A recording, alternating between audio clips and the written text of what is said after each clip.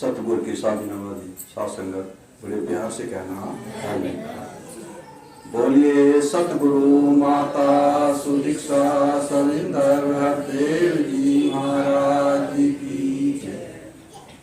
साथ संगत एक से एक बढ़कर ब्रह्मज्ञानी संत उपस्थित हैं और जिस महात्मा को अपनी भावना व्यक्त करने का समय मिला सभी ने अपने निज अनुभव रखे। कई संदेश के रूप में, कहीं अपने अमली शब्द, कहीं सदगुरु का रहस्य समझाया, तो कहीं इस जीवन का उद्देश्य क्या है उस पर प्रकाश डाला। ऐसा कुछ भी नहीं शेष बचा जो संत महात्माओं ने न रखा हो। सत्संगत, ये जो सत्संग के पल हैं ये बड़े भाग से प्राप्त होते हैं। महात्मा कहते हैं बिन गुरु भवनिधि तरह न कोई। कहते हैं कि जो जन्म मिला है इस जन्म में अगर गुरु की प्राप्ति नहीं हुई तो जीवन को सफल नहीं कर सकता इंसान। अभी हमारे महात्मा रोहित जी, आदरणीय दरोगा साहब चंद्रपाल जी, सभी ने बहुत सुंदर संदेश दिया। सत्संगत, कहते हैं कि जो मन है, मन में तो विचार आते ही हैं। हम कितने समय संसार में रहते हैं उसका जो एक आगोश हावी रहता है। सत्संग कितना समय करते हैं, इस सत्संग जब समागम में जाते हैं तो संसार की याद ही नहीं आती, कोई विचार ही नहीं आते। क्योंकि कहा है कि मति गुरु की मन बस जाए, मन के तम को दूर करे। मति गुरु को मन बस जाए, दिल को नूर और नूर करे। मति गुरु की मन बस जाए, अदना आला हो जाए। मति गुरु की मन बस जाए तो ज्योति वाला हो जाए। मति गुरु की मन बस जाए, सच्ची राह दिखाती है। मति गुरु की मन बस जाए, रंग को साफ बनाती है। पर भाग्यहीन ये दुनिया समझे इसकी सार नहीं। कहीं अवतार झुके ना मस्तक तो मिल सकता निकार नहीं। सत्संगत, कहते हैं कि अगर देखा जाए इंसान सबसे ज़्यादा जीवन में महत्व देता है, धन को देता है, परिवार को देता है, पद प्रतिष्ठा को देता है। लेकिन सत्संगत, इनका कोई मोल तब तक है जब तक संसार में जीवन है, और जीवन समाप्त होने के बाद कोई मोल नहीं है। तो जिसका मोल है उससे इंसान जुड़ा नहीं। मोल किसका है? मोल गुरु का है, जीवन में ज्ञान का है। सत्संगत, अभी महात्मा ने कही, अभी जो भजन गाया था अभी बाबू राम जी ने, कि ये आत्मा है, ये दुल्हन है, ये परमात्मा दूल्हा है। ये महात्माओं ने भजन ने गाया, जितने भी संत महात्मा हुए उन सब ने संदेश दिया है। संत कबीरदास जी ने कहा है कि सखीरी गाओ मंगलाचार। ये सखियो, ये जो आत्मा रूपी सब सखी बैठी हैं, कि सखियो गाओ मंगलाचार। हर हम घर आए पति रामदेव भरतार। कि मेरे इस घर में, मेरे इस घट में परमात्मा आ गए हैं, मंगलाचार के गीत गाओ। ये सब संत महात्मा ने कहा है। क्योंकि सत्संगत, कहते जिसने गुड़ खाया है तो उसने स्वाद को जान लिया, वो मीठा लगा। तो जिसने भी खाया है वो सत्संगत उसका एक सही स्वाद बताएगा, इसका स्वाद ये है। तो सत्संगत, ये जीवन तो बहुत अनमोल है, लेकिन अनमोल जब है जो अनमोल का कार्य किया जाए। क्योंकि कहते कि आया है सो जाएगा राजा रंग फकीर। कोई सिंहासन चढ़ चले को गया बता जंजीर। कहते हैं इस संसार में जो आया उसे जाना निश्चित है, लेकिन आया किस लिए, आने का उद्देश्य क्या है? पुन पुन जन्म, पुन पुन मरण, ये जीवन की रीत बनी। मोह माया कर्मों में फंसकर रब के संगना प्रीत बनी। कर्मों धर्मों द्वारा प्रभु मिला है ना मिल सकता। दिल का कमल बिन सतगुरु के खिला है ना खिल सकता। फिर कहा कि मरा नहीं वो अमर हो गया, जिसका गुरु संग नाता है। कहे अवतारी रहस्य लाई, समझ गुरु से ही आता है। ये संतों की वाणी है, संतों ने संकेत दिया है। सत्संगत, इसकी लीला अपने आप में अपरंपार है। हम नहीं समझ सकते ये किस समय पे क्या देना चाहता है, हम नहीं समझ सकते सत्संगत। और महात्मा कहते हैं ये भक्ति है, ये तो कृपा साध है। कहते हैं कृपा हो गई, जैसे कोई हाकम अधिकारी है, उसके मन में आ गया सत्संगत, उसने क्या सुविधा दे दी, उसके मन में आया, उसे लड़कियों के नौकरी लगा दी, उसकी कृपा हो गई, कृपा साध है। तो सत्संग, लेकिन अपनी शक्ति से, अपनी क्षमता से, अपनी बल बुद्धि से कुछ नहीं कर सकता। हाँ, इंसान ने वैज्ञानिक खोजों से, अनेक आयामों से बहुत बड़ी उपलब्धि प्राप्त कर ली है। अंतरिक्ष में जितने ग्रह उपग्रह सबकी खोज कर ली है। आकाश में हवाई जहाज से उड़ता है, समुद्र पर इन्हें अधिकार कर लिया। जितने भी पृथ्वी के अंदर रत्न है उन्हें भी खोज लिया है, लेकिन इसको खोज पाना बिन गुरु को संभव बिल्कुल नहीं है। कहते हैं कि पूरा सद्गुण मिला है मुझको, आना जाना खत्म हुआ, सहज अवस्था हुई प्राप्त, कष्ट उठाना खत्म हुआ, मुझे मिले प्रभु अविनाशी, दुख दूर हुए संताप गए, कहे अवतार गुरु कृपा से क्षण में हो मिलाप गए।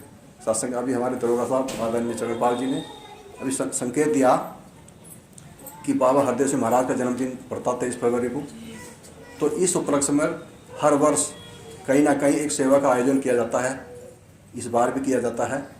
तो सत्संग हमारे दरोगा साहब ने अनाउंस भी किया है। सबसे दास को एक महसूस हुआ कि जब भी इसका संकेत आता है, जब भी इसका कोई इशारा आता है, तो कुछ ये रहस्य खोलना चाहता है। अभी सत्संगत शनिवार को मंडल से फ़ोन आया कि खुर्जा चलना है, खुर्जा जाना है। तो जब उधर से फ़ोन आया, मैं सतवचन जी, तो सत्संगत दास को खुर्जा जाने का अवसर प्राप्त हुआ। मंडल से 4-5 महात्मा गए थे, विवेक रफ़ीक जी गए थे। तो वहाँ विवेक रफ़ीक जी ने जो रहस्य खोला, तो मुझे तो ऐसा लगा कि ये बात हम कभी नहीं जान पाते, ना तो किताबों में लिखी हुई है और ना कभी बैठ के कभी चर्चा हो पाती। उन्होंने अपने जो निज अनुभव वहाँ रखे, अपने जो भाव बताए, मैं सोचे चले ये रहस्य समझाने के लिए, ये भाव रखने के लिए, ये संकेत देने के लिए गुरु ने कैसे कृपा की है। हम सत्संग कहते हैं कि बिन सत्संग विवेक ना होई, कि बिना सत्संग के विवेक नहीं होता। लेकिन सत्संगत विवेक शब्द किसके लिए कहा गया? जितने भी प्राणी हैं सब में हंस के लिए कहा गया है कि हंस के पास एक ऐसा विवेक है कि वो पानी और दूध को अलग कर देता है। अगर हंस के सामने दूध में पानी डाल कर रखा जाए तो दूध अलग कर देगा, पानी अलग कर देगा। तो उसे विवेक ही कहा गया है कि उसके पास वो क्षमता है। तो किस तरह से मतलब महात्मा समझाया, और महात्मा अपने मिशन के इतिहास में भी गए। उन्होंने कहा कि बाबा अवतार जी और मेरे नाना जी संतोष जी, जो विवेक रफ़ीक हैं, उनके पिताजी हरिमोहन थे, और जो संतोष जी थे उनके सगे नाना थे। वो बाबा अवतार जी के पक्के दोस्त थे, पक्के मित्र थे। वे ज्ञान भी उन्होंने साथ साथ लिया। उस समय की दास्तान बताई कि बाबा बूटा सिंह जैसे रास्ते में जा रहे हैं, मार्केट में जा रहे हैं, किसी कंधे पर हाथ रखा, कहा कि तू अपने पिता को जानता है, अपने बाप को जानता है। कुछ लोग तो ऐसे नाराज हो जावे कि जानता क्यों नहीं है। मैं जानता, बोला मैं अपने बाप को नहीं जानूंगा। कहले तेरे बाप का नाम क्या है? जो नाम होता वो बता दे, मेरे बाप का नाम तो ये है। कहला नहीं, तो अपने बाप को नहीं जानता। ये तो संसार का रिश्ता है। तो जो तेरा असली रिश्ता है, जो आत्मा का रिश्ता, तो उसे जानता है। तो सत्संगत किस तरह महापुरुषों ने ज्ञान फैलाया, किस तरह ज्ञान को आगे तक स्थापित किया। सत्संगत जब 10-20 लोगों पर उन्होंने इस तरह प्रयोग किया, तो 2-4 महात्मा उनमें से 2-4 लोग निकले जो महात्मा बने। सत्संगत आज जैसी सुविधा मिशन में है, 5 प्रकरण 9 खंड जब ज्ञान समझा जाता था, उस टाइम सत्संग 5 प्रकरण 9 खंड का हिसाब नहीं था। केवल उस टाइम तो बहुत ही एक सहजता से ही ज्ञान का संकेत दिया जाता था। तो सत्संगत देखिए, वे महात्मा जब जुड़े और जुड़ने के बाद में सत्संगत 7 सितारे कहलाए। सत्संगत उन्होंने बताया था कि जब सरोवर की वो चल रही था, काम चल रहा था, तो उन्होंने कहा कि वहाँ कौन रहेगा सरोवर पर। तो संतोष जी से कहा कि आपको वहाँ रहना जाकर। तो सतवचन, वहाँ कोई साधन नहीं थे, कोई बिजली नहीं थी, कोई पंखा नहीं था, कोई लाइट सिस्टम नहीं था। वहीं अपनी व्यवस्था बना कर वहीं रहना शुरू कर दिया उन्होंने कहा कि सांप ऐसे घूमते रहते थे जैसे कि उसमें घूम रहे हो, लेकिन कोई भय नहीं था कि गुरु कृपा थी, गुरु में ध्यान लगा हुआ था। सत्संगत वहाँ उन्होंने अपना टाइम पास किया। किसी भी काम के लिए कॉलोनी में आते थे, लेकिन फिर वहीं जाकर रहना। सत्संगत उन्होंने बताया कि जब यह आया कि इसका क्या नाम रखा जाए, इसका नाम क्या रखा जाए, बाबा अवतार जी से कहा कि इसका नाम क्या रखा जाए। तो बाबा अवतार जी ने कहा कि संतोष जी से पूछो, ये बताएंगे क्या नाम रखा जाए। तो उन्होंने कहा इसका नाम रखो अवतार सरोवर। संतोष जी, जब संतोष जी कहा ना संतोष जी बताएंगे, तो संतोष जी ने कहा कि इसका नाम रखो अवतार सरोवर। तो बाबा जी ने कहा नहीं, इसका नाम रखेंगे संतोष सरोवर।